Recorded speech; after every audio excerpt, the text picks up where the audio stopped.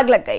करीब आधे घंटे तक आग की ऊंची ऊंची लपटें उठती रही, लेकिन गनीमत रही कि जिस वक्त आग लगी उस वक्त लोकल ट्रेन खाली थी। कुर्ला और विद्या विहार स्टेशन के बीच ये घटना हुई। रेलवे प्रशासन की टीम ने आग पर काबू पा लिया।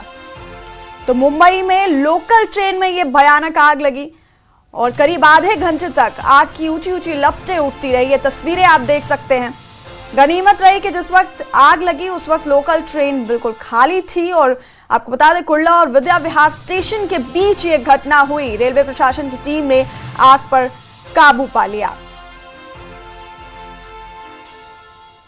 तो मुंबई के लोकल ट्रेन की ये तस्वीर आपको दिखा रहे हैं। कुर्ला और विद्या विहार स्टेशन की एक घटना है जहां पर खाली खड़ी लोकल ट्रेन में ये भयंकर आग लग गई।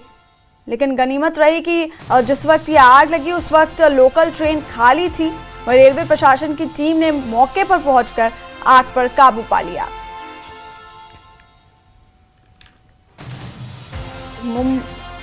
मुंबई के लोकल ट्रेन में ये भयानक आग लगी। आपको बता दें, कुर्ला और विद्या विहार स्टेशन के बीच ये घटना घटी और ये खाली थी लोकल ट्रेन, जिस वजह से कोई बड़ा हादसा नहीं हुआ और रेलवे प्रशासन की टीम ने मौके पर पहुंचकर आग पर काबू पाया।